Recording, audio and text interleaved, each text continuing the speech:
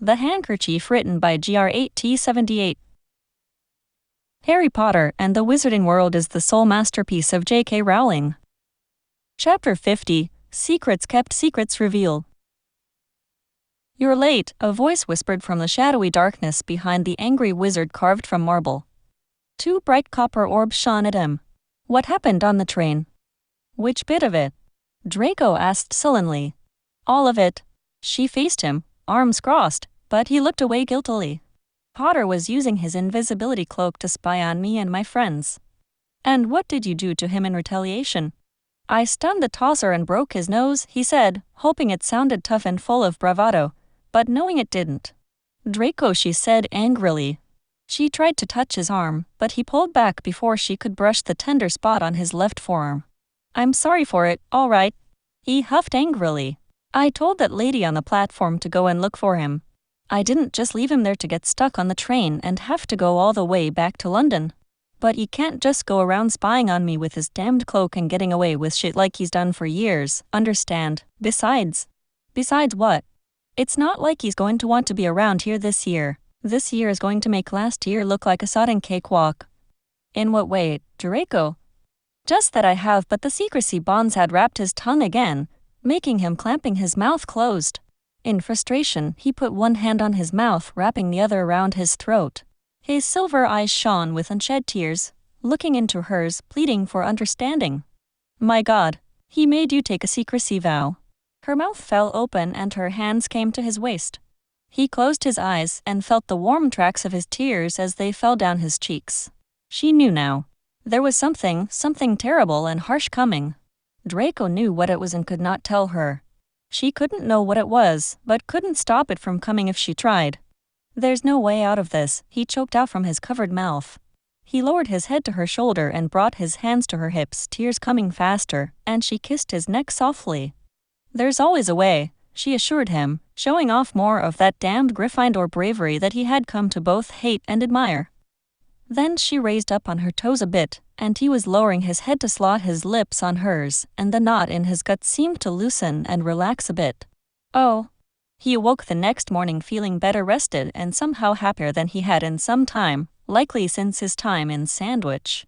Sod it, her blind optimism had rubbed off a bit on him. The year might have gotten off to a bad start, but it was a new school year after all. Who knew, maybe Voldemort would get trampled by a dragon today and he'd be off the hook. After breakfast, he made his way to the Ancient Runes classroom. As Newt-level students, their numbers had been whittled down even further, and now only 16 6th and 7th years were enrolled. The other two Slytherins, both 7th years, paired up immediately for the term project announced by Professor Babbling, leaving Draco as the only Slytherin without a partner. Two 7th-year Gryffindor wizards paired up, and Katie Bell, the only other girl Gryffindor, had paired with Genevieve Whittaker, a 7th-year Hufflepuff. This left Hermione and Draco partnerless, and catching Katie Bell's smirk in his direction, he concluded that it had been on purpose. These girls really did gossip. He nodded and smiled briefly at her in silent thanks and turned to Hermione, expecting to get put directly to work and have this 10-month-long in-depth runes translation project knocked out by lunch. "So we didn't get to finish our conversation last night," she smiled knowingly at him. That was true. After he'd calmed down a bit, they had snogged behind the Caldwell the Cantankerous statue for 10 more minutes before a strange beeping noise interrupted them. Hermione had looked at her wrist, whispering "damn," and had hurried away without an explanation, and only a very rushed word of goodbye. He had snuck down as unobtrusively as he could to the dungeons, yet still encountered Filch on patrol. It had taken a lengthy explanation about prefect scheduling mix-ups to convince the old man to let him go. Draco had worried that he would need to confund the old squib, then had worried that doing so would put him out of commission for good. Filch had always seemed too many slices short of a loaf to be getting on with, anyway. "How so?" he asked quietly, casting a quick muffliato around them. Everyone else in the class had done the same, as no one wanted anyone else to overhear their topic discussion. "Well, I seem to recall that you had your head in the lap of a certain someone and that same witch was stroking your hair." Hermione pronounced the word witch with a harsh inflection. "Eyes. Well, that. It turns out, Pansy has had designs on me for going on about, 16 years now, give or take a bit. Has she? Hermione said drolly. And where did she get that idea from? Well, you remember, I took her to Yule Ball. I never told you, but that night she and I had a moment. This last word came out in the same tone that she'd pronounced the word witch. Hermione's eyes widened. You told me in that hotel. No, not quite that kind of moment. We were in the corridor outside of our common room, and suddenly she was on her knees. Honest to Merlin, I didn't know what she was going to do until she was already doing it. I didn't really want for it to happen. I kind of tried to get her to stop, but she was. Draco looked down in embarrassment. I guess it felt good in the moment, but not so much after. See, I had someone else on my mind the whole time. And I felt bad about the whole thing after, well, you know, after we kissed. She smiled gently. He nodded. Draco, I don't mean to sound presumptuous, but that sounds a bit like rape. He sighed heavily and closed his eyes. Maybe. I've had that thought at times, but it's difficult to reconcile that. I finally had to decide that as much as I didn't want it, I could have stopped it, and I didn't. And I think they're in the train. I still couldn't figure out how to stand up for myself and push her away once and for all. It's sort of a continual problem, he continued, thinking of the events of the summer at Riddle House. So I'm sorry I didn't tell you about that before, he finished. Well, it's not like I told you what I had done earlier that night, she said primly. He looked up sharply. What had you done? Nothing. Well, nothing quite as exposed as that. Victor, well, you know, he was a bit older and had more experience. We kissed, of course, and there may have been a bit of touching and rubbing. This last word she drew out reluctantly with a hint of an embarrassed smile. You naughty minx, leading on two wizards at once, he chuckled teasingly. Maybe Skeeter was right about you. Hermione grinned like the Cheshire Cat. Hell yeah, she was. They both laughed. So was it a good date, with Victor? Draco frowned, asking uncertainly and struggling to keep his tone even. He wasn't sure why he wanted to know, or even if he actually did. It was awkward. I wasn't sure what to do exactly, not that he needed much input from me. He was unfailingly polite. Of course, just I wasn't truly interested. I guess I had someone else on my mind as well. Well, apparently, my encounter that night required a lot more input. I did not know the proper etiquette going in, and I didn't give her warning when things were ending, if you know what I mean. Hermione fought not to laugh. Oh, Draco, you didn't. Afraid so. Their laughter died down awkwardly. So, was he your first kiss, I mean? Again, he wondered why he was torturing himself this way. No. I had a really close friend in school before I found out I was a witch. He was a sweet boy, Jacob is his name. We kissed on the day I left for Hogwarts. He came over to my parents' house to tell me goodbye. In Draco's mind, there was a tanned, sandy-haired boy, one that liked to climb trees and catch tadpoles in ponds. The kind of boy he would have been if he hadn't been forced into all of those etiquette and elocution lessons as a young child. Would Hermione have been happy staying in the Muggle world?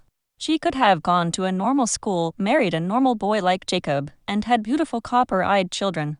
What about you? Her words brought him back to the present. Oh, there was a quick kiss or two here and there before the things with Parks. Tracy, I was maybe 10, about to turn 11. And Hannah Abbott, actually, we took dance lessons together as children. We were about 7 or 8. Hermione smiled with him at the memory. Do you wish, well, that you can go back to that time with Jacob before you came here? You could have gone to school with him, dated and gotten married and lived in a normal world without all of this nonsense. No, I don't wish it. I would never want to go back to not knowing about magic. Her eyes danced at him. Besides, Jacob's boyfriend doesn't like to share. They laughed again, then set to their rune's assignment. Oh. As luck would have it, he had defense against the dark arts with the rest of the 6th years next. He was a bit surprised by the sheer number of students.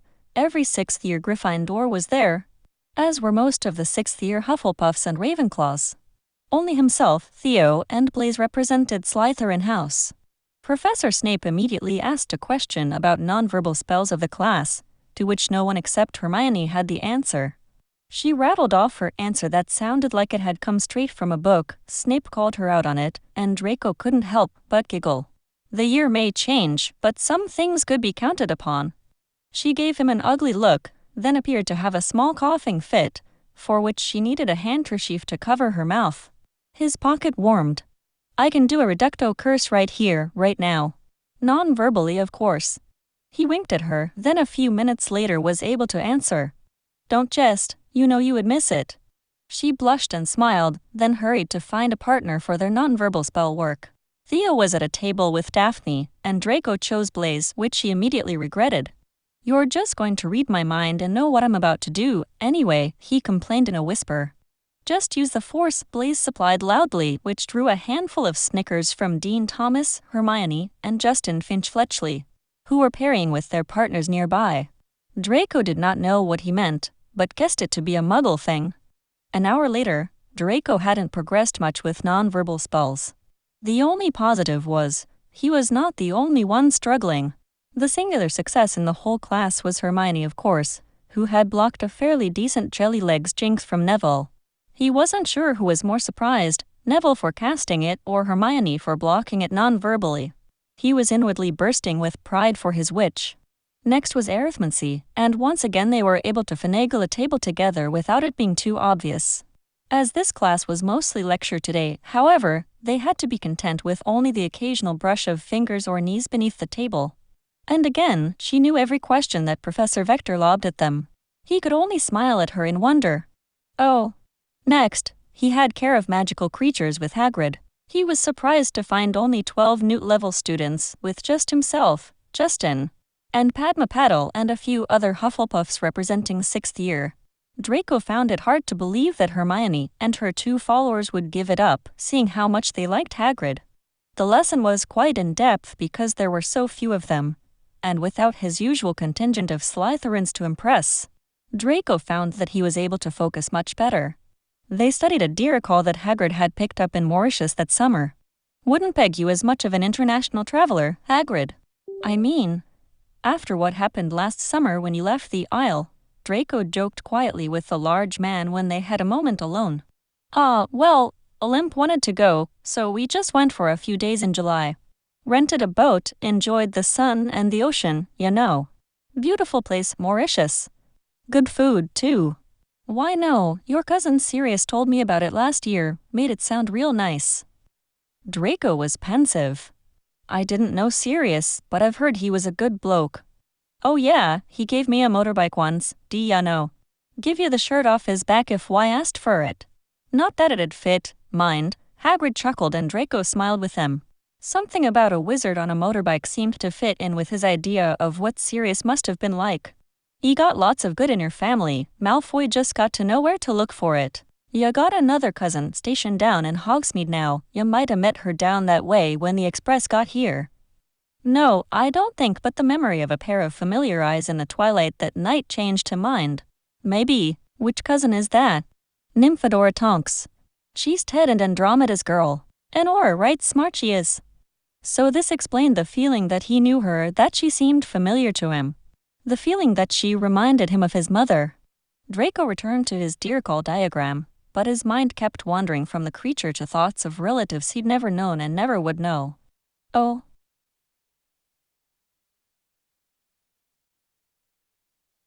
Chapter 51, Potions and Portents.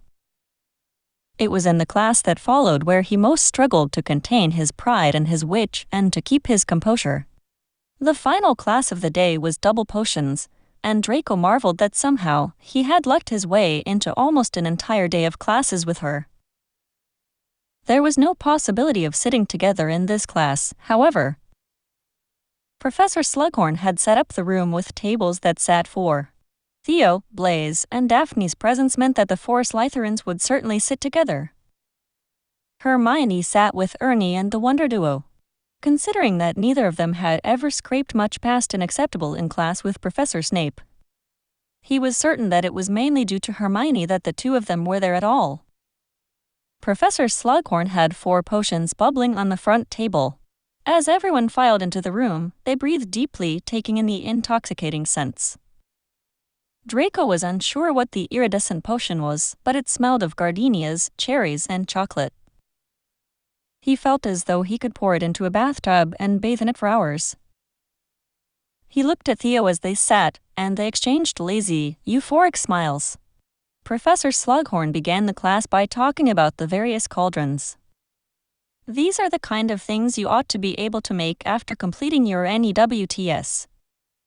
You ought to have heard of them, even if you haven't made them yet. Can anyone tell me what this one is? Professor Slughorn gestured to the potion bubbling nearest their table. Draco looked at it carefully. If it had been in a glass, he'd have assumed it was water. It's Veritaserum, a colorless, odorless potion that forces the drinker to tell the truth, a swarthy Gryffindor voice piped up. Very good, said Professor Slughorn. Now, this one here is pretty well known. Featured in a few ministry leaflets lately too. Who can tell me? She had her hand up again. It's Polyjuice potion, sir. Potter caught his brow and gave her a knowing smirk that Draco wanted to know more about immediately. Excellent. Now, this one here.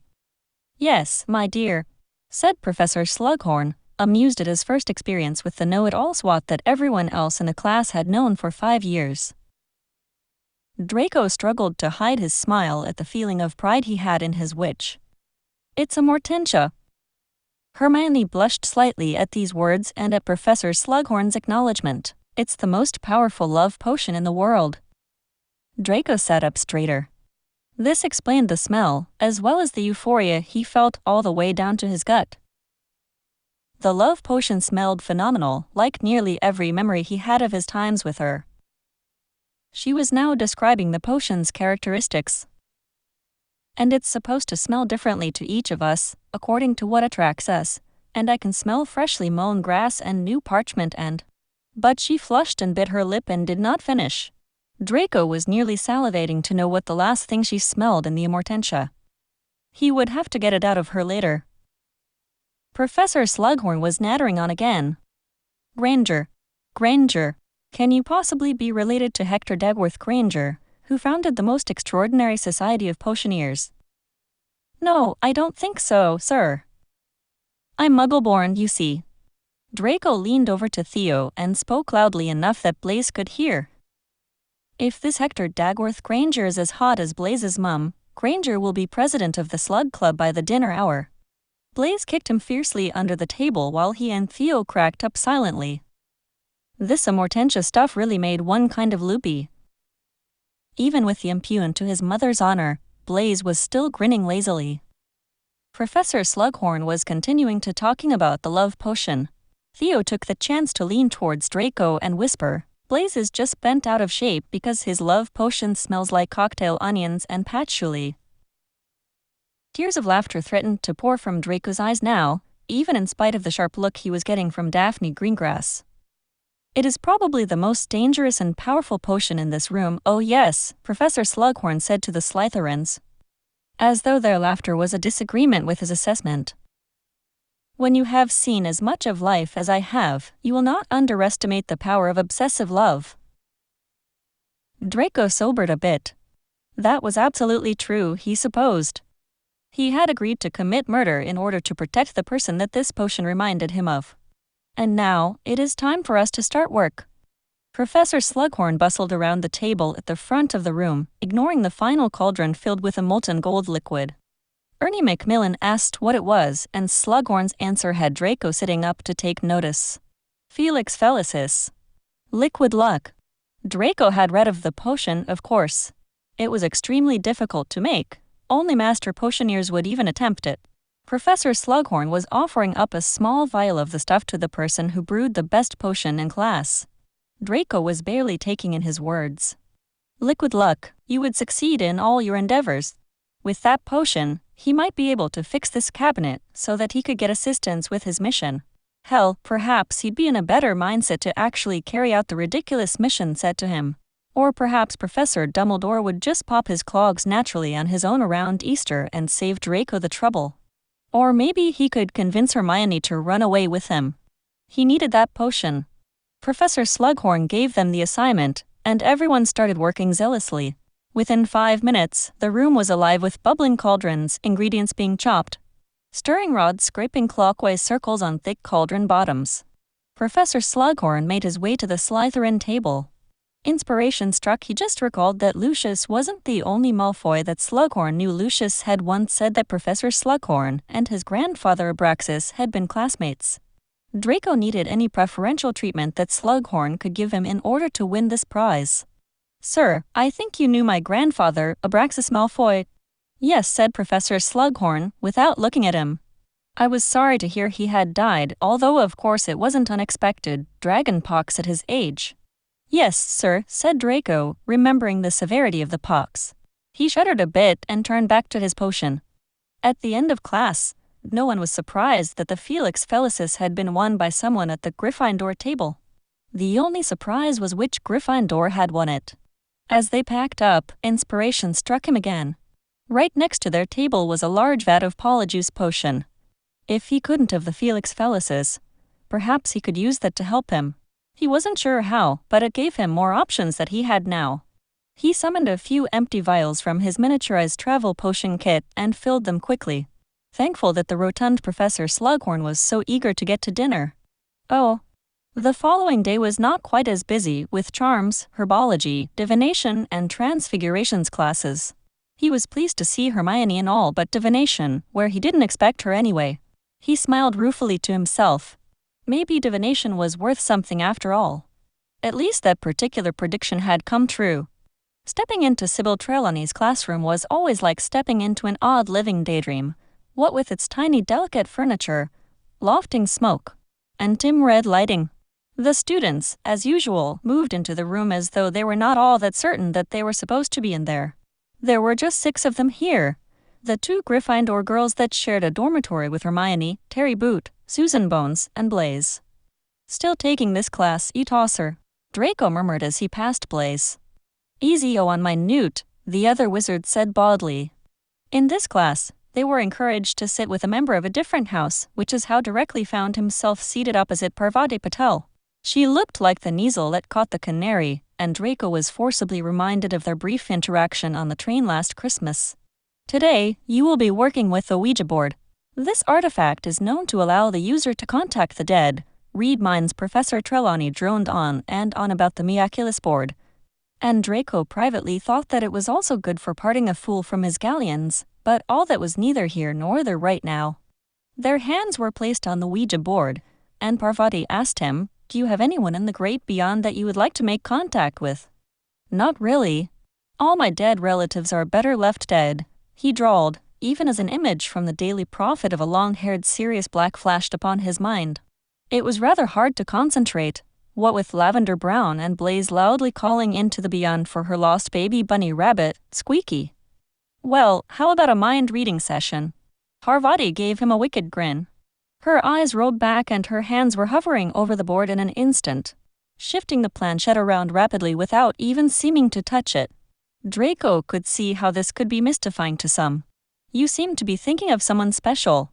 She's quite beautiful, in spite of the fact that her hair gets onto and into everything. I mean, literally everything, everywhere." The witch cracked one eye at Draco. "Am I close?" "Oh." When class ended, he and Blaise trudged back down the endless tower stairs to the Great Hall. "Did you manage to contact Squeaky, then?" Draco asked in a mock-polite tone. "Oh yes, the old chap was positively smashing. He had 438 children, and 82,216 grandbonnets, and told us to kindly fuck off because he was busy." Draco gave a low whistle. 438 children, I suppose he was smashing left, right, and center. "And 16 times on Sunday," Blaise nodded thoughtfully. "You're a total arse," Draco laughed. "Oh." The first Saturday night of term was traditionally the Slytherins' first party of the year. Younger students were given impossible tasks to complete, far beyond their magical level for the amusement of the older students. Second and third years were allowed to stay up all night and try a bit of mulled wine or fire whiskey, depending on the moral fiber and willingness to share of the upperclassmen. But no one takes attendance or cares if anyone sneaks off on their own, so after imbibing in a few shots of fire whiskey and playing a few rounds of poker, Draco was feeling fine and decided to ask Hermione to meet in the room of requirement at 9. Oh. The hallways were empty except for Peeves, who was using black paint to put mustaches on a painting of 4 wizards on a manticore hunt. The four were protesting loudly but refused to leave behind their dead quody and escape the poltergeist. He rounded the corner, and a tinkling of bangles in the distance gave him only a few seconds' warning of Professor Trelawney approaching. He jumped sideways behind a tapestry and nearly toppled over from the fire whiskey. Professor Trelawney was reading her tarot cards as she walked, which seemed a poor decision on her part. The lady could barely see where she was going normally. Putting ambiguously magical cards in the mix seemed to be asking for trouble. The Empress reversed. Tyranny, coldness. The Hanged Man reversed. Stalling, fear of sacrifice. No, let me shuffle again. She continued to drift down the corridor, and Draco was able to carry on. Oh. He rounded another corner and ran chest first into his own head of house. Professor Snape appeared to be on patrol, though Draco privately thought that it didn't matter if Snape were attending a Ministry of Magic gala or a Muggle car boot sale. He would still wear those swishy black robes. Mr. Malfoy, out for a walkabout?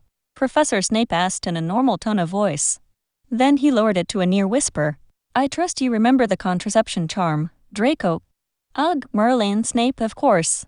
Draco made to stride away from the man, the quicker the better, but Professor Snape caught his arm. As it turns out, I am pleased that I saw you tonight. I wondered if we might speak, the professor said, casting a subtle non-verbal muffliato. Certainly, sir. He wondered how long it would take. Curfew for 6th and 7th years was 11 tonight, and he didn't fancy meeting Argus Filch after hours. Patrols on the first Saturday night of term were always increased.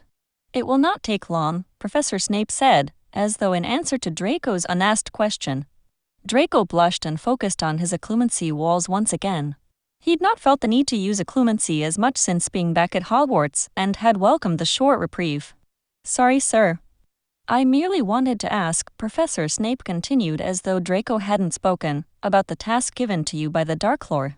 Draco felt his stomach lurch, and suddenly the fire whiskey seemed a bit foolish. Task, sir?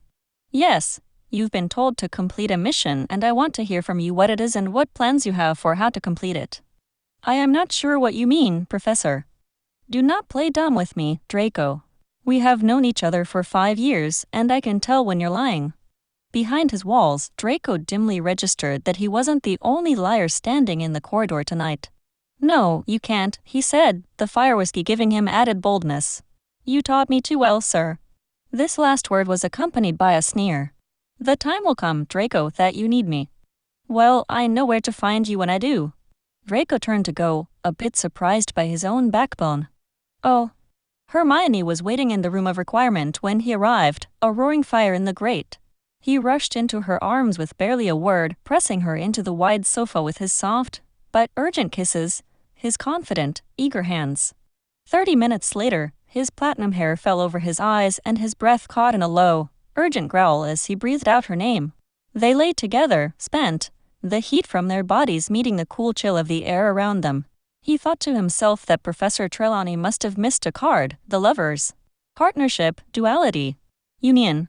She laid her head down upon his chest, and he played with the perfect coils that had formed in her hair as her body heat rose. He was certain of one thing. The Hanged Man might be an omen of the fear of sacrifice.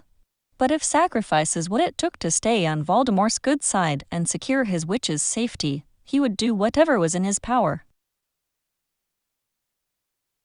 Chapter 52, Bereavement, Befuddlement, and a Birthday. The following week in herbology, reality seemed to stampede into the greenhouse to startle them all from their illusion of safety. All class period, he'd been distracted by the 3 Gryffindors seated together across the room. Herbology, charms, defense against the dark arts, potions, and transfigurations were Draco's classes that he shared with Potter and Weasley this year, and while it was still too much, it was fewer than in years past. So for that at least, he was grateful. Nothing ruined his mood faster than the bumbling ginger git trying to impress his witch. It was clear from the look of their conversation that Weasley was trying to flirt with her. The fact that Hermione sometimes looked as equally flustered as Weasley did was a bit unnerving. The door to the greenhouse opened, and Madame Hooch stepped in to speak with Professor Sprout. This alone wasn't very unusual, as it was an open secret that the two were romantically involved. But then Sprout was wiping her eyes and taking deep breaths, and walking towards Draco's table, where he sat with Neville Longbottom, Hannah Abbott, And Blaze. Hannah, can you come with me, dear? I'm afraid it's your mother, sweet girl. The color drained from Hannah's face quickly. She dropped the pruning shears she'd been using on her tumbling echinacea. Draco looked up sharply, but Hannah only stared at her head of house in disbelief. No. No. No. She said over and over, as though it were the only word she could bring to mind. As if saying it would make whatever had happened, unhappen. Draco looked over at Neville, who looked sick to his stomach, breath coming in shallow gasps. Hannah gathered her things and went to the door, held up by Professor Sprout. You should go, too, said a low murmur next to him. He glanced at Blaze, confused that his friend might be talking to him. But Blaze's gaze was fixed on Neville. Neville nodded, locking eyes with both Slytherins for a moment, and stood resolutely, gathering his own things. Once the sandy-haired Gryffindor had gone, it took some time and much chiv one ying from Madame Hooch to convince the class to resume the pruning process on their tumbling echinacea. What was that about? With Neville, Draco was finally able to ask without attracting attention. They've both had crushes on each other for going on 2 years now. Blaze said simply. If he can offer some comfort, maybe it will help. Sprout is trying to be strong for her, but Pomona is friends with Hannah's grandmother and was Mrs. Abbott's godmother. Draco didn't need to guess how Blaze knew all of this. He couldn't have known the relationship, but he could tell that this death had also affected the professor deeply. Oh. The following day in care of magical creatures, Draco still couldn't get the look on Hannah's face from his mind. He kept recalling more small memories, the Abbott family at parties and galas over the years. Mrs. Abbott on platform 934 seeing her daughter off on September 1st in years past. Hannah, blonde braids swinging round and round in their ballroom dance classes years ago. Had her mother braided her hair for her? Fuck. He had to get out of this maudlin funk. Being outside in the fresh air should have helped. They were discussing Ashwinders today, and Draco was heartily thankful that Hagrid had not procured one to show them. But the old oaf's heart didn't seem to be in it. He kept losing the thread of the discussion, looking past the group into the forest. Each time his gaze lingered, the students would take turns furtively looking over their shoulders for approaching danger. When they stopped to read up on the indications and habitats of the snake, Draco went to stand closer to Hagrid. What's going on, old man? Got another giant hiding in there? Draco indicated the forest with a tilt of his head. In a manner o' speaking, yeah. But instead of jovial, Hagrid's voice sounded sad, strained. Me oldest friend lives in there. He's gettin' old, gettin' close to the end, and I'm not ready. At this, Hagrid stifled a sob. For a brief moment, Draco thought maybe he meant a centaur. As far as he knew, there were no other sentient, speaking creatures in the forest. But he reminded himself who he was taking with and tempered his expectations. Oldest friend. He's an acromantula aragog. I brought him up from a babe, taught him to speak, and brought him in a mate to keep him company, make a family. And now he's dying. Draco shuddered. His hatred for spiders was surpassed only by his hatred for snakes. Well, I'm sure he's going to be in a better place. Which is to mean, not here anymore, Draco left unsaid. I suppose. Hagrid wiped his eyes with the polka dot tablecloth that he used as a handkerchief. Draco shrugged to himself. Even here, he couldn't avoid discussions of death. Oh. Saturday was Quidditch tryouts. Gryffindor had gone first, and Draco and several of the Slytherins sat and jeered like old times as Potter put them through their paces. He noticed that Hermione sat waiting for her friends, looking anxious as they flew. He withdrew his handkerchief, Vinca Major. Worried they're going to crash into each other and flatten each other's faces. Because it'll only improve Weasley's looks. Har har. No, I'm just hoping Ron makes the squad. He won the cup for them last year, you know. Believe me, I know, It was likely my mistakes more than his skills that won that cup for Gryffindor, you know. He looked over at her and caught her laughter. He wrote, You know you look mental, laughing at a handkerchief. She quickly stuffed the bit of cloth into a book, looking around surreptitiously before sticking her tongue out at him with a sly smile. He cocked a brow and smirked back at her, then wrote, Don't worry.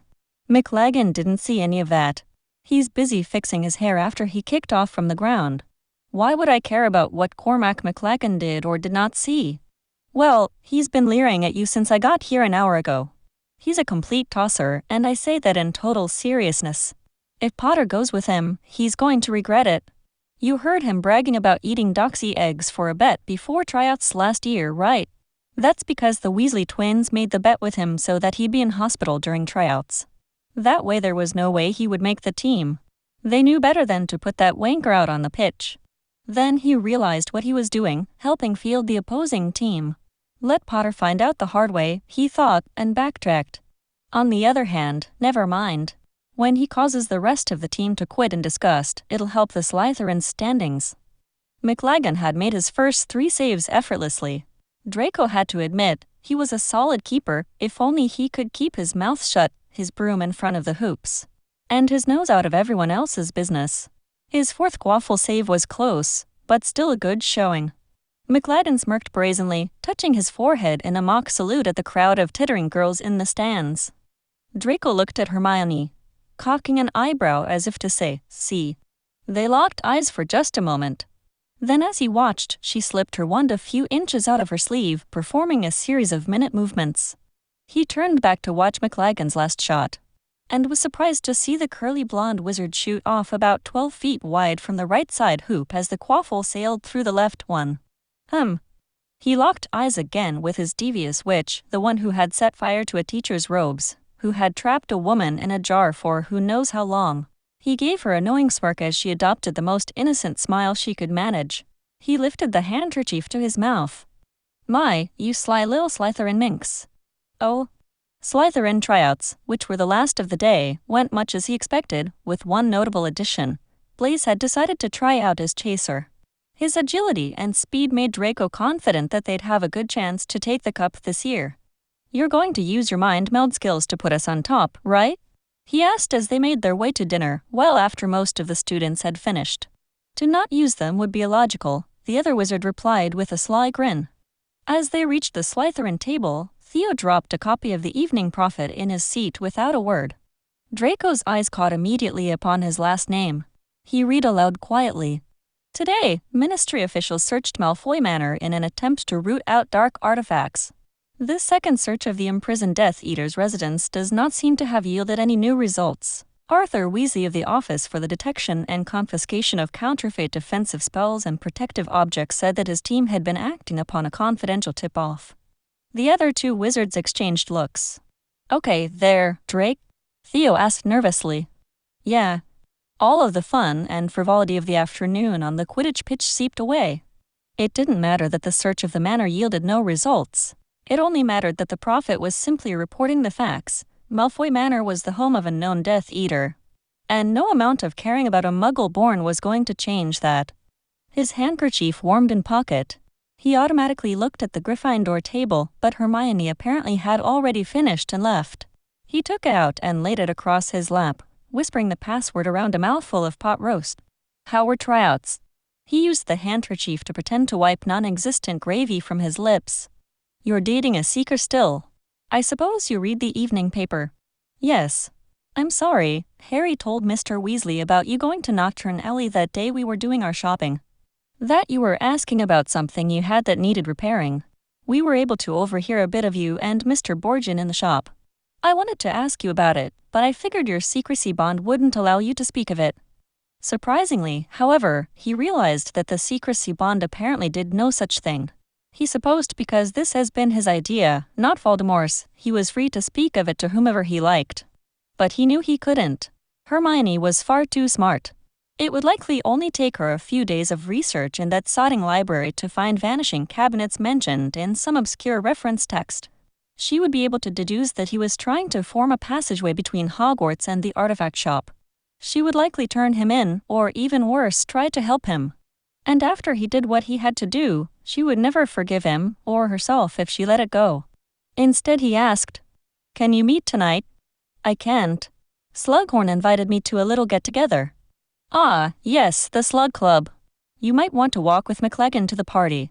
Poor bloke keeps walking into walls, it's only a matter of time before he tumbles down a staircase. And then how will you feel? My, you're hilarious." Oh. The year was shaping up to be as difficult as he'd feared. Except for one more brief reprieve on a lovely Thursday night in the room of requirement with Hermione to celebrate her birthday. It had been a rigorous start to autumn. He had gifted her 3 charms for her bracelet, one each to represent their first 3 years of friendship. The first charm was a rose gold pumpkin to represent Halloween, the day they had their first real conversation in that alcove by the charms classroom. Next, a crystal teardrop to represent water, to commemorate their solving the mystery of the pipes and the entrance to the Chamber of Secrets together. And last, of course, a small silver hippogriff with onyx eyes. Her copper eyes had lit up in delight. He's adorable. It's Buckbeak in miniature. He kissed her gently, running his hands up and down her back in massaging circles. I would love to take you away from here. Paris, Rome, Tokyo, wherever you'd like to go. But I think we're stuck here for now. Just you, me, and this chocolate cake that I asked Dobby to make. She laughed deliciously as he pulled out the giant cake from a box beneath the table. They fed themselves and each other bites until they could eat no more. He leaned over to kiss her deeply, this which he loved so much. Happy birthday, my. Chapter 53. The Backup Plan. By mid-October, it was clear that this would be a long and arduous year. Urquhart was running practice 3 nights a week and 2 times on Sunday. For an ordinary wizarding-level student, the bloke had boundless energy. He seemed to run on nothing but coffee and time spent with Pansy.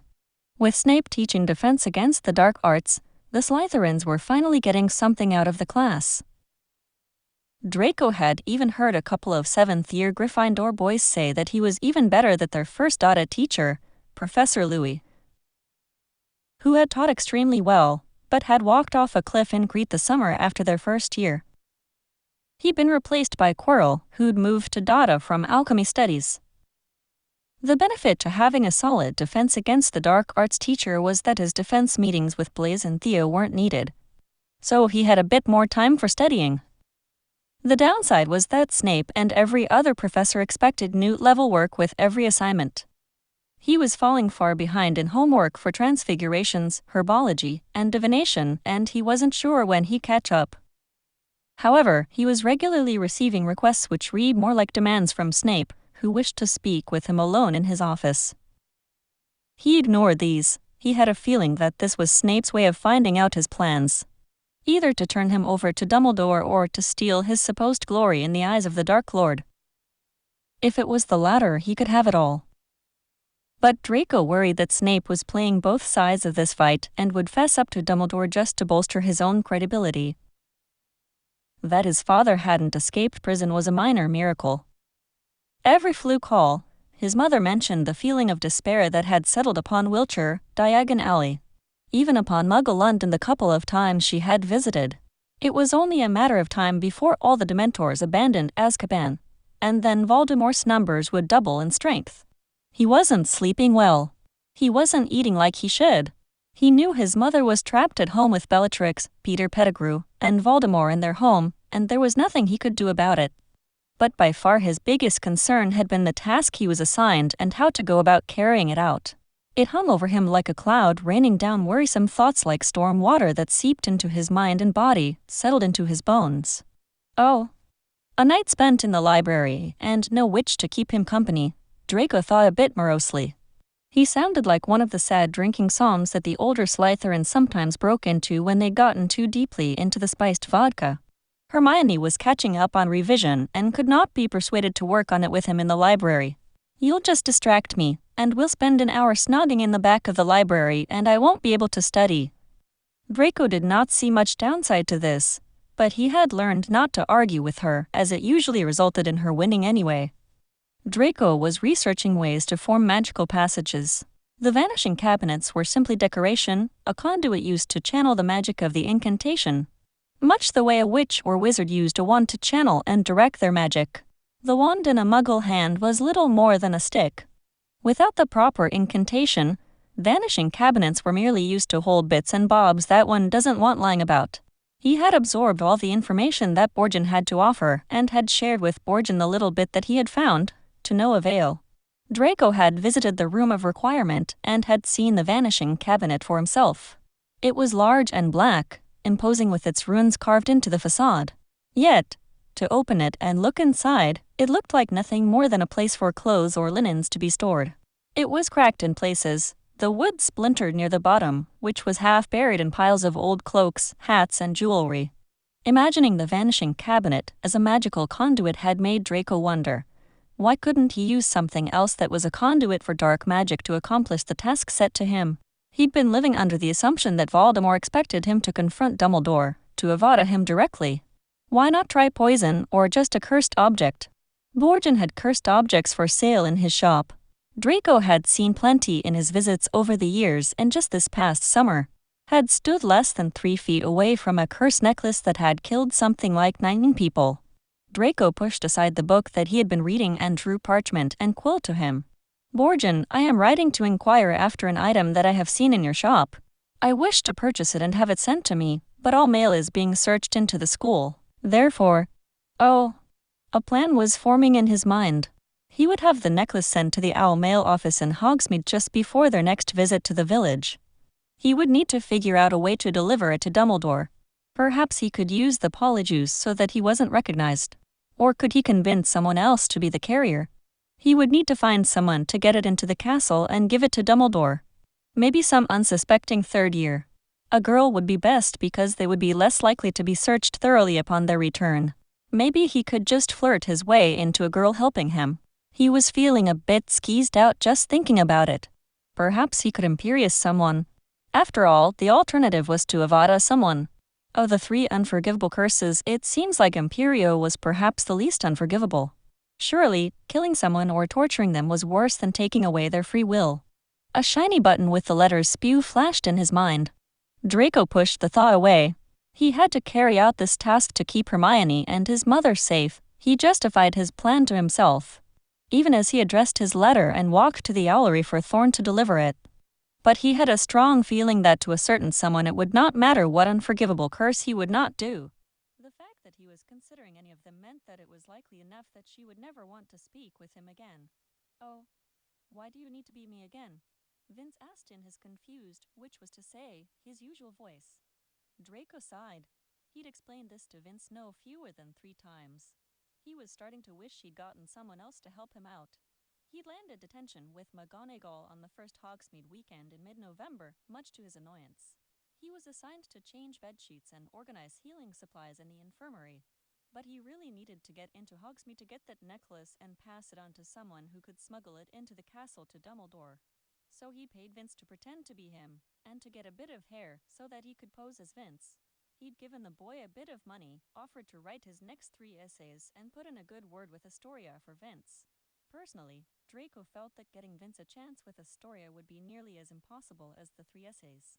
Sure, all she was going to do was laugh in Draco's face at the very idea of dating Vince.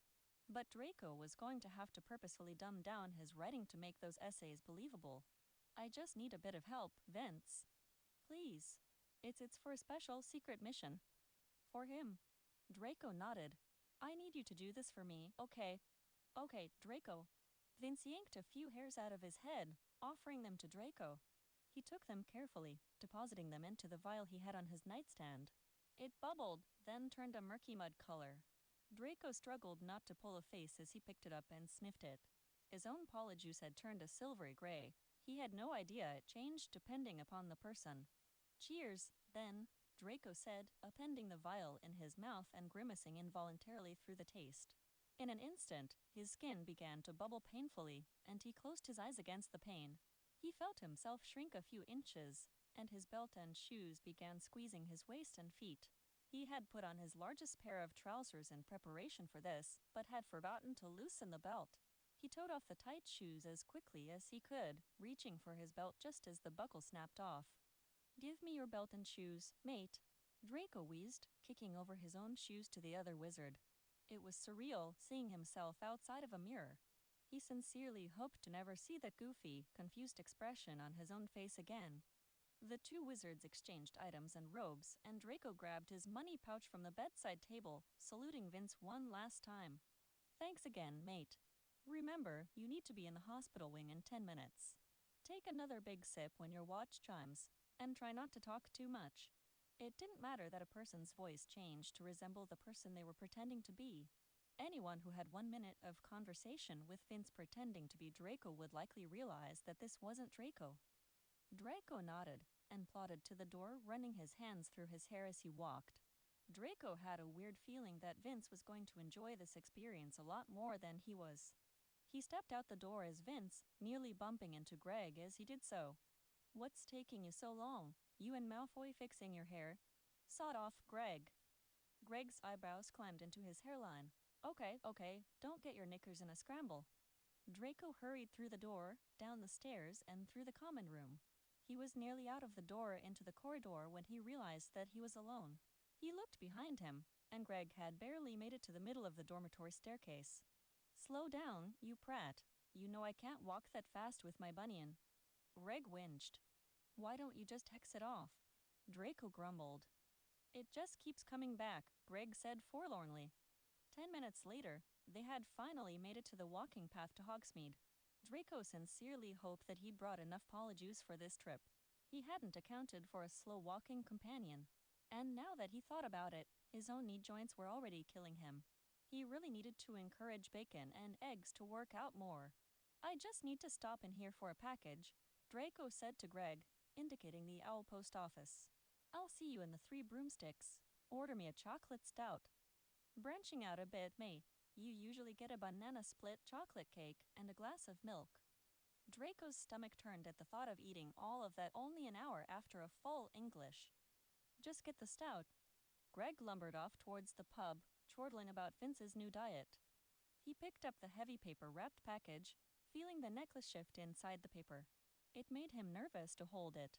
Now that he was actually implementing this plan, he wasn't sure if he could go through with it. The pub was full of raucous students and a handful of professors, as well as the various witches, wizards and warlocks living in or visiting the village. He made his way to the other Slytherins, staring across the pub a bit too long at Hermione, who looked startled to have caught Vince's eye. She was sitting with Potter and Weasley. Potter looked especially annoyed about something, which wasn't so unusual. Scarface had a hard time masking his emotions. "Bacon," Theo called jovially as he neared, raising his chocolate stout for good measure. Draco decided to have a bit of fun with Theo. "Thanks, mate, but you know I didn't invent the scientific method, right?" Blaise choked on an equilibrator shooting from his nose. By the time Theo picked himself up off the floor where he'd fallen down laughing, Blaise had mostly recovered, and Draco was half finished with his stout, careful to avoid Blaise's gaze and keep his occlumency in place. "Got a piss," he said, picking up the package carefully. "Got your makeup in there, Vince?" Greg asked. Since when had he become witty? "Why, do you need to borrow it?" Draco deadpanned. He left the rest of the group in a fresh round of guffaws, heading for the loo in back. Madame Rosarda was just coming up the stairs leading to the cellar, carrying a small barrel of fire whiskey. It was perfect timing. Draco had already decided that she would work best because she could continue acting as a lookout in the future. "Imperio," he said firmly, pointing his wand at her. Her eyes went wide and blank. Draco knew he needed to maintain eye contact while he was giving instructions, but it felt so odd to look the witch in her dead end. Blank eyes when she ordinarily seemed so sparkly and bubbly. "You will find a young witch from Hogwarts in the toilet. Use the Imperious Curse on her. Give her this. Do not open it or touch it." He held out the package and Rosma grasped it willingly. He worried that she would inadvertently touch it herself, then wondered how he would feel with 2 deaths on his conscience. As it was, he was performing an unforgivable curse, and was telling someone to perform an unforgivable curse on another person. This was also so fucked. Tell her to give it to Dumbledore when she returns to Hogwarts. Tell her it's a gift for him. Tell her to tell no one who it is for. Rosma nodded blankly. "A gift for Dumbledore," she parroted. His voice cracked slightly, so he cleared his throat. "Take this coin and keep it with you in your pocket. If it turns hot, read the edge. I'll contact you if I need you, I'll use the coin. If it turns hot, read the edge." The witch's blank eyes and steady voice made this so difficult. Draco fought to hold eye contact. "Tell me if you see Dumbledore here in the village. Just hold the coin with both hands and talk to it. When I leave here, you will not be able to recall this conversation." Rosman nodded again. She put the fire whiskey barrel on the ground and walked into the ladies' lavatory. Draco rushed back into the pub area, fighting the bile that threatened to force his stout back up his throat and out onto the pub floor, tossing a half-hearted wave to the Slytherins in the corner. He hurried out the door and ran up the walking path to the castle as fast as Vince's body would allow. He checked his watch. Only about 7 minutes remaining before the polyjuice wore off. Filch's search was thorough, and Draco willed himself not to push the old man to get past him. He hurried down the stairs to the dungeons, hotly pursued by Peeves, who tossed eggs at him and cackled, "Bacon is looking overcooked. Need some eggs, Bacon." His skin bubbled again just as he crossed the threshold into the common room, which was thankfully only populated by a handful of younger students. "Okay there, Malfoy," a second year asked uncertainly. "Your skin." Scintillating solution got too much toad saliva in it. "Gives you warts for a bit," he ground out. Then he promptly threw up all over the plush green carpeting, splashing sick all over the second year's shiny black loafers and Vince's boat-sized shoes that his less plump feet now swam inches. Girding his pants around his waist and mumbling an apology, he vanished the sick and shuffled up the stairs to his room. 30 minutes later, Vince lumbered back in his Draco. "Some second year wants me to buy him some new shoes," Vince said bemusedly. Draco noticed that his platinum hair on Vince's head was parted differently than he normally wore it. He didn't like it. "No, he wants me to buy them. I'll pay him at dinner," Draco said tiredly. "How was detention?" "Folded lots of sheets. I think I rolled about 1,000 bandages, too." "How was your mission?" Draco heaved a sigh. "I guess we'll find out soon enough." Chapter 54. An Unexpected Friendship. "How was your detention?" His handkerchief was warm against his cheek as he lay in bed waiting for the great hall to open for dinner. His stomach had not fully recovered from vomiting in the common room earlier, nor had his ego. The guilt over what he had done in Hogsmeade was slightly overwhelming. Folded a lot of sheets and rolled about 1,000 bandages. Not too bad, I don't think.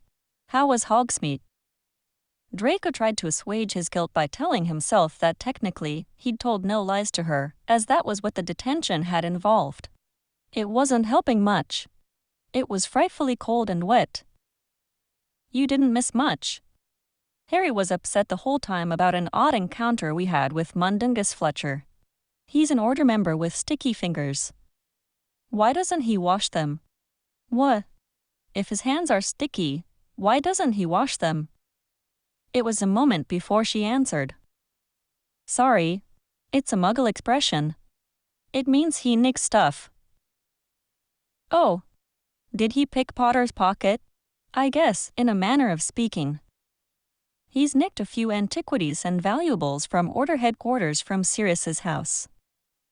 He stole Black family heirlooms." "Yes, I suppose he actually stole from you, too, then." Draco recalled the frightening artifacts and weird items he'd seen there when he visited Walburga there as a child. Fletcher can have whatever he can carry out of that creepy place. "I don't want any of it." She didn't respond to this, instead changing the subject. "I saw your friends having a drink at the Three Broomsticks. They seemed to be having a good time. Probably happy to be out of my shadow for a while." "You feel as though you cast a large shadow." "I'm not bragging, Hermione, just stating facts, you know. I live in a dormitory and share showers and toilets with about 40 blokes, so I've seen a lot of shadows. My shadow is bigger and better than pretty much everything else out there." There was a long pause, then, "It does seem pretty big, I'll give you that." He chuckled. He loved this witch and her wicked sense of humor. Oh. Dinner was fairly quiet. Lots of the older students were a bit subdued because of the cold, wet weather they'd endured to go to Hogsmeade. The only table that seemed talkative was the Gryffindors. After his late dinner, he headed up the stairs to the library, thinking he'd try to get a few books to help with some of his homework before it closed for the night. Not to mention, he had the 3 essays he promised to write for Vince hanging over his head. Before going inside the library, he ducking into the nearby boys' restroom on the 2nd floor to see if she was able to join him. "Are you free to meet now?" "Best not tonight. A few of the girls are a bit upset, so we thought it might be best to stay in, paint our nails and listen to music, that kind of thing." "No problem." "Everything okay?" There was a twisting in his gut. Why were they so upset? Katie Bell was attacked today. She's headed to St. Mungo's now, but she's been in the hospital wing since we left Hogsmeade. In fact, I'm a little surprised you didn't already know about it, since you were probably still there when she came inches. His breath caught. He needed to tread lightly now. I must have just missed her. What attacked her? Well, she was told to take a cursed object to someone at the school, but she couldn't tell anyone who she was bringing it to. Or even who gave her the item in the first place. Somehow she touched it accidentally.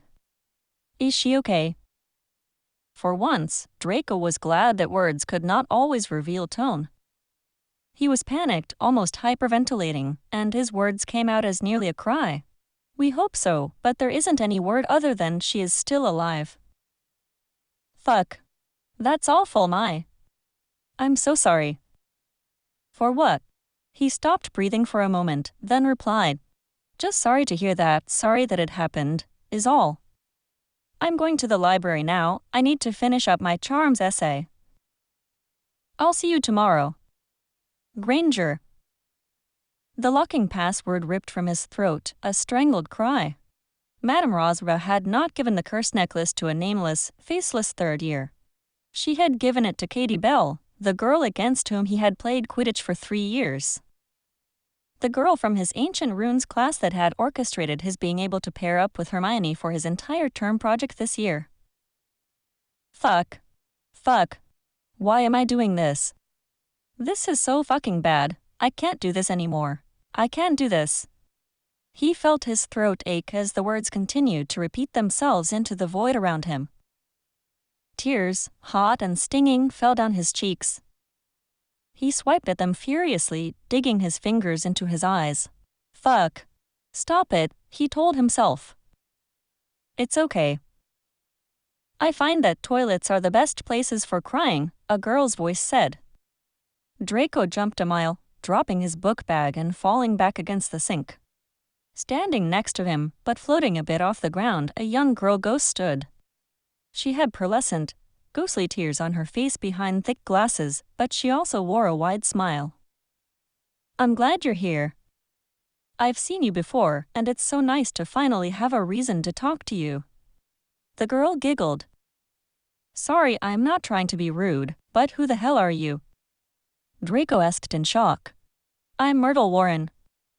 I was a student at Hogwarts. I was 14 when I went into the loo to cry, and I died.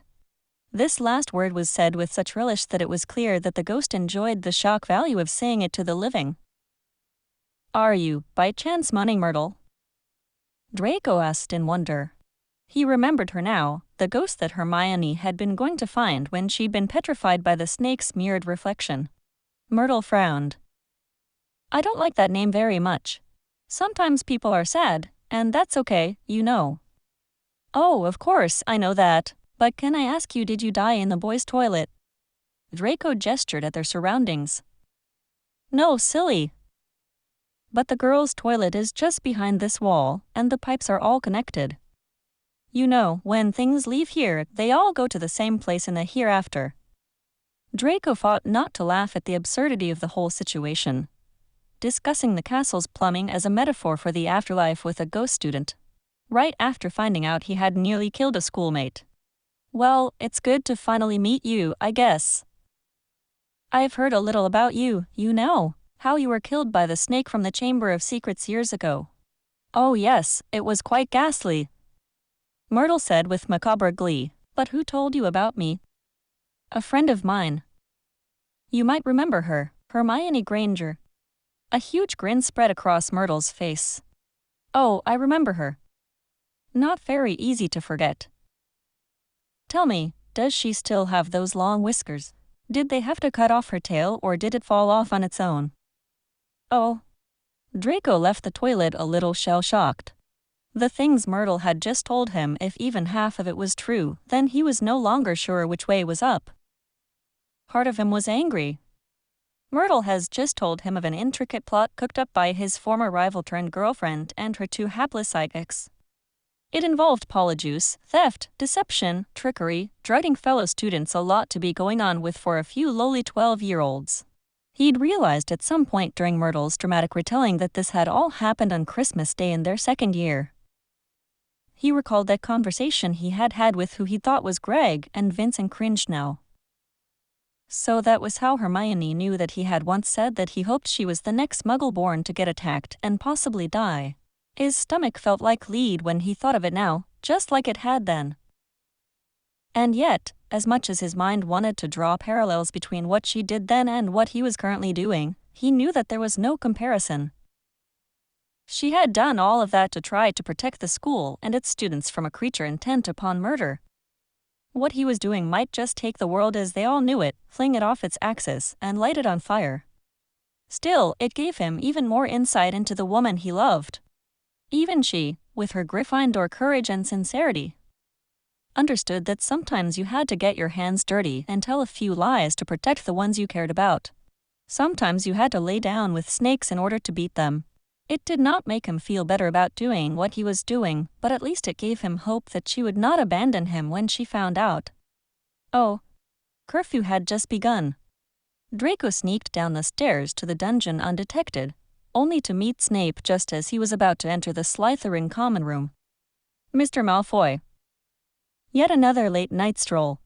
I'm not certain what kind of detection charms that Professor Slughorn has on his potions stores, but from one student of his to another, I would not take the chance. Sorry, Professor, I was just coming back from the library. The library closed almost an hour ago, Draco, so why don't you try again? Snape asked drolly. I was talking to someone. She was giving me some advice. Draco avoided Snape's eye.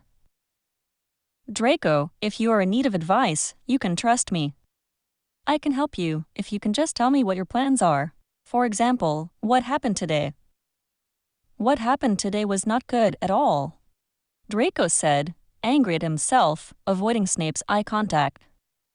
The girl, is she okay? I was able to contain the dark enchantments, and hopefully with time they can be vanquished from her system. However, she will have a long road to recovery. So, are you admitting that you played a part in what happened? Draco's eyes flashed at him. I'm admitting nothing. I'm only expressing concern for a classmate. I see. And how would you have felt if it had not been Miss Bell to take that necklace?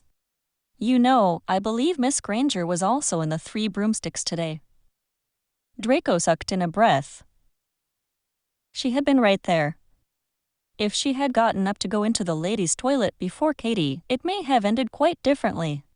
If Hermione had gotten that necklace, had died from that curse, he had no doubt that Potter would accuse him. And he had equally no doubt that he would admit his guilt and volunteer for the Dementor's kiss willingly, so that he wouldn't have to live with himself any longer. He closed his eyes, trying to force the tears to stay and not spill onto his face once more. It was a battle he could not win. He slapped at the offending tears and drew in a gasping breath. Draco, I want to help you, but I cannot if you shut me out. Please tell me your plans. Snape looked him in the eye, and for a brief moment, Draco nearly broke down and confided in the older wizard. And yet Snape had colluded with Professor Dumbledore, and he was still trusted by Lord Voldemort. Which was it? Which master would he tell if Draco let him in? He could not take the chance with either of them. If he told Dumbledore, Draco would find himself cellmates with his own father in Azkaban. And if he told Voldemort that Draco did not have the courage to act, Bellatrix would likely torture him to death like a caged animal. If we're done here, Professor, I really need to get to bed. It's been a long day, what with detention and all. Snape stared at him a moment longer. Of course, Mr. Malfoy. Lying in bed that night, Draco felt drained. It had been a long day. It felt as though it stretched out ages. That morning, taking Paula juice with Vince, it seemed like eons ago.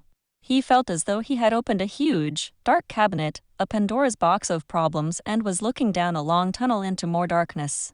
He fell asleep with the feel of falling into the Inkai depths. Chapter 55. Removed Memories, Rivalries, and Reluctant Revelations. He was in herbology several days later, where he shared a table with Blaise, Neville, and Hannah. It was Hannah's first class back since she had returned from time spent with her family after her mother's death, and Draco avoided her eyes. unsure if she wanted his sympathy. He and Blaze were fighting their snark-a-laugh stumps fruitlessly, unable to get the blasted plant to open up, much like everyone else in the class.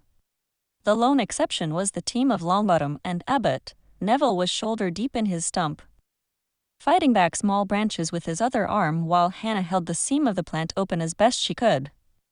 A moment later, a pod bounced across the room toward them. Potter came chasing after it as it skittered across the ground and rolled under a raised bed of plants. Potter got on his hands and knees, stretching to reach the fugitive pod. Draco laughed quietly and looked back to Hermione to share in the joke. But she and the weasel were in the midst of a serious-looking discussion. Both of them were red in the face and avoiding each other's eye. What was this about? Had he said something to upset her? Or was he flirting with her? And was she flirting back? Draco struggled to keep his jealousy in check. He messaged her before dinner, asking if they could meet either in the room of requirement or the library. She demurred, claiming that her homework was too much right now. Draco slumped in his armchair in the common room. It had been nearly 3 weeks since they had spoken face-to-face outside of class, and he missed her terribly. He knew that she knew he was keeping a secret. His only saving grace was that she thought he wasn't able to tell her, not that he did not want to tell her. He was so fearful of the day that she realized that he had deliberately blocked her out for some things. Because more than likely, it would be the same day that he figured out how to carry out his task. Oh. As he had more free time without Hermione to keep him busy in the evenings, Draco decided to redouble his efforts regarding the vanishing cabinet in the room of hidden things. The cursed necklace idea had not only been terribly executed, but a horribly dangerous plan. He could not afford to take more lazy chances. He was working one evening on the cabinet, trying different spells to repair the damage to magical connection between the two sister cabinets. He had managed to repair the broken wood at the base with a few simple reparo spells, but as he expected, the tunnel was proving far more difficult. He was interrupted by a loud clinking sound, then a crash as a large wall of objects near the door tipped over. This was immediately followed by a series of breathless, reedy curses in a voice that seemed very familiar to Draco. He rounded the corner, coming face to face with Sybil Trelawney. She clutched in her arms several empty bottles of red wine and a few of cooking sherry. Her blurry eyes blinked at him through her magnifying glasses, and Draco stared, slack-jawed. She trilled at him, dropping the bottles and raising her hand to point at him. "What are you doing here in my room?" "You need to leave, Professor," Draco began firmly, but the witch was unyielding. "This is no place for students. You mustn't be here. I must go and speak with the headmaster immediately." She turned too quickly and lurched sideways, falling into another pile of junk. "Let me help you up, Professor," he sighed, reaching down and pulling the lightweight woman up easily. "You will come with me, Mr. Malfoy. It is not right for students to use this room for their own purposes. I'm afraid it will be a month of detention. You may even be expelled." Trelawney was nearly out the door now, moving much faster than he'd have thought possible, given the number of empty bottles she'd dropped. In a split-second decision, Draco raised his wand reluctantly to the witch's back. "Obliviate," he whispered softly. He focused his mind on the last few minutes, erasing them from her memory, hating himself for doing it. "I should go and consult my crystals," the witch said dreamily to herself. "Mars is in the 16th phase. I think the time is right for crystal gazing." She left without a backwards glance, and Draco sank to the floor gratefully. He could not risk this again. He needed a lookout, someone to let him know if anyone was approaching so that he could hide, or to alert him if someone was outside so that he would not walk out unawares. That night in the dormitory, he spoke to Vince and Greg, laying out a plan, all in the name of the Dark Lord's wishes. Oh. 2 nights later found him back in front of the vanishing cabinet, this time with Greg standing watch outside, polyjuiced as a first-year girl. He had put up quite the fight about the disguise, but Draco had reasoned that a young girl was less likely to get questioned, or to get in trouble for loitering in the corridor. Besides, he thought it was funny. He had tried various iterations involving the words Passius and Passus, which he knew meant passage. The rest of the spell eluded him, however. He had no way of knowing what might work, because nothing in the library was of any help. Likewise, he could not figure out the best wand movement. It was taking far longer than he expected, and he wasn't sure if this was going to work. Greg dropped the toad spawn outside of the door, their signal that indicated that someone was outside. Draco held his breath, waiting for the second signal to indicate the all clear. Greg was supposed to repair the vial and break it again once his exit was clear. It took so long for the second signal to come that he began to worry whether or not the other wizard knew the proper repair incantation.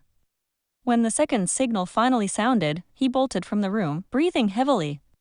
For as vast and cavernous as the room of hidden things was, it felt quite airless to him. Oh. The first Quidditch game of the season was approaching as November turned into December. Draco and the rest of the Slytherins were enjoying riling up the Weasel. From what Draco could tell, Weasley was falling apart all on his own. However, Theo and Blaise had watched a recent practice one evening while Draco was working on the Vanishing Cabinet, and they reported that Weasley was not only unable to save a quaffle, but was yelling at the rest of the team to boot. Should be an easy win, I think, said Blaise, firing up a cigarette in the common room that Wednesday night. Their team is falling apart. I overheard Potter and Weasley in Transfigurations the other day, talking about Granger and Crumb. Apparently they are seeing each other again, because Weasley was acting super jealous. Imagine being hung up on such an ugly witch. Pansy Parkinson had appeared behind the sofa upon which Blaise was reclined. She was twisting a lock of her hair, staring sidelong at Draco knowingly. "Why don't you kindly fuck off, Pansy?" Theo drawled from the floor in front of the fireplace where he had stretched out. "I'll fuck who I want, when and where I want." "You can only be so lucky, Theo," the rude witch sneered. "Yes, I'm very familiar with your techniques, Pansy. Will you please leave? This was a private conversation." Draco recalled only too well how Pansy took what she wanted, when she wanted, regardless of other people's feelings on the matter. Blaise narrowed his eyes as she walked away. "I doubt that's the case, mate.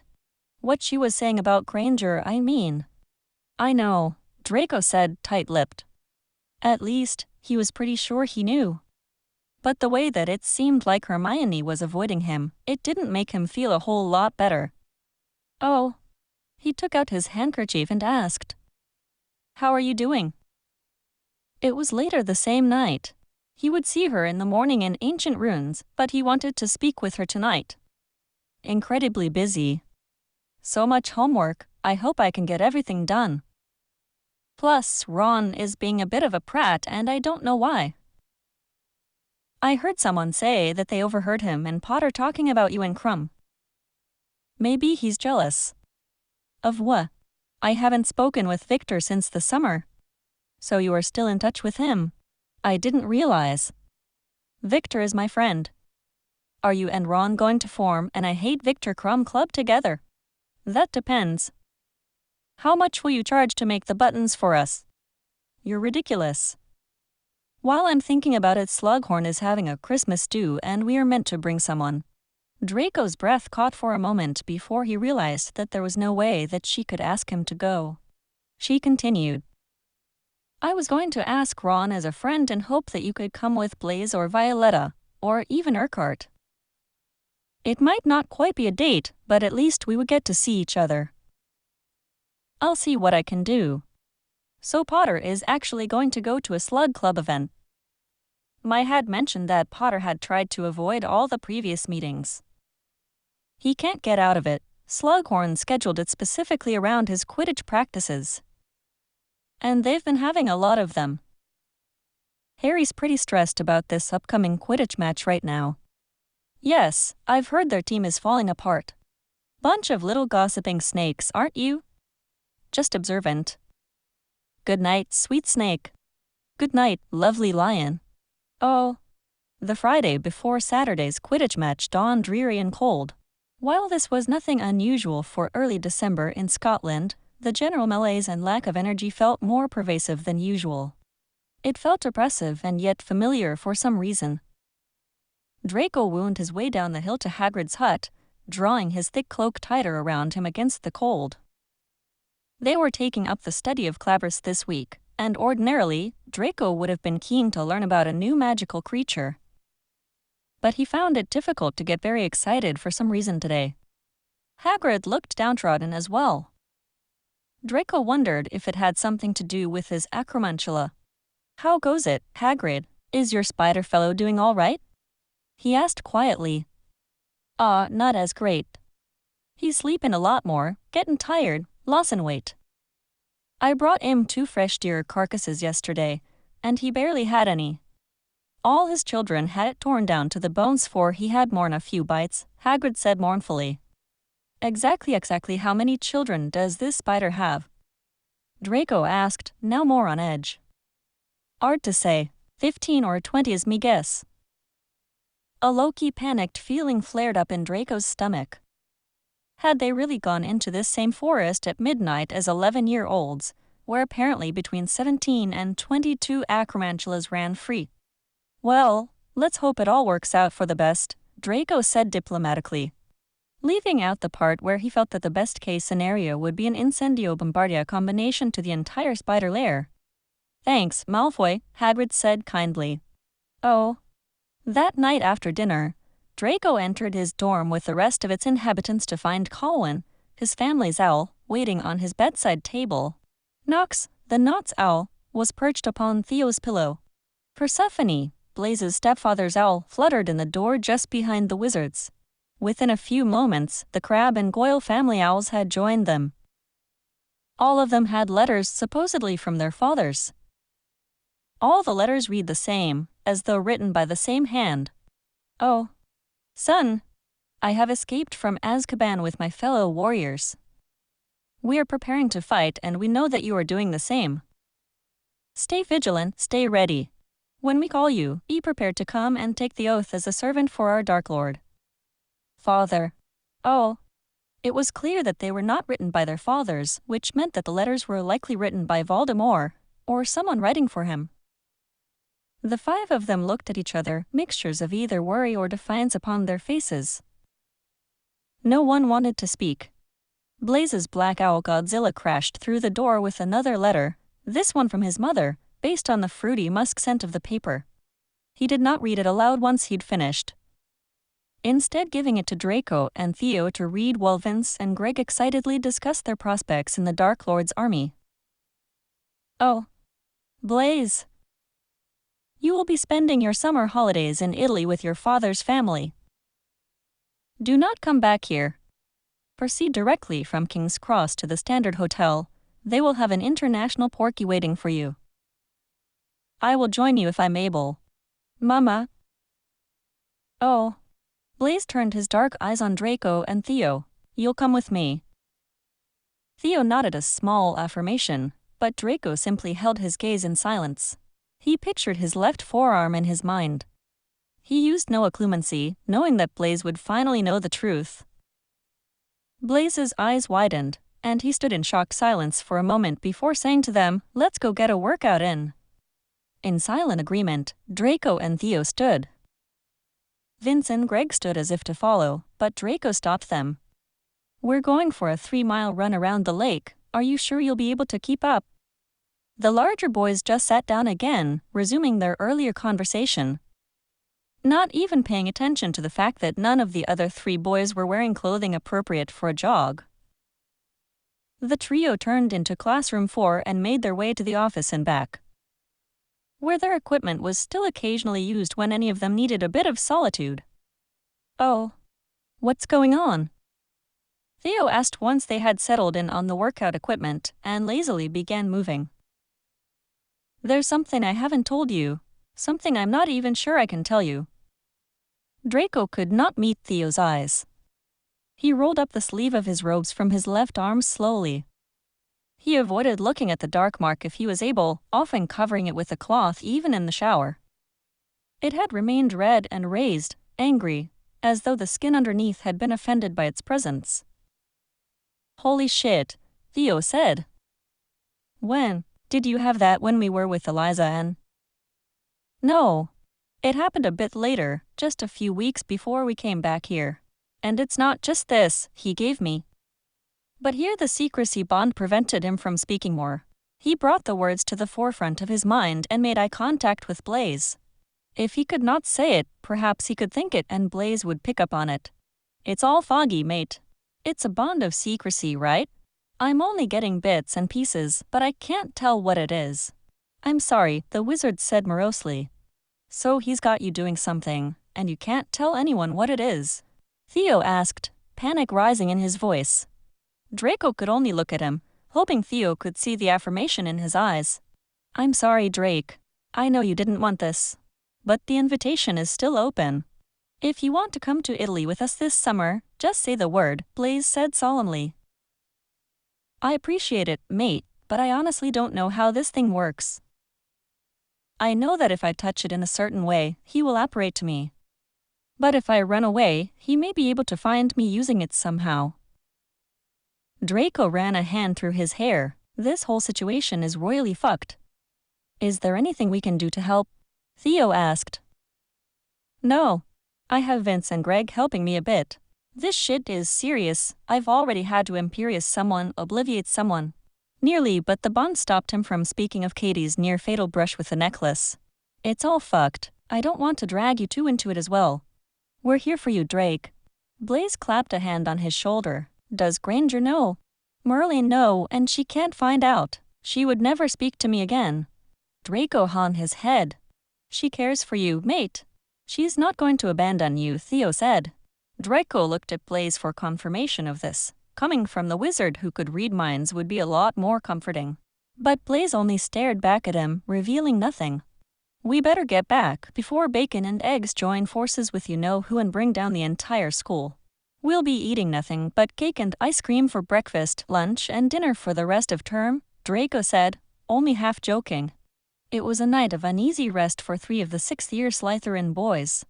They lay awake for hours listening to the contented snores of the other 2, wondering what grim future was coming for them all.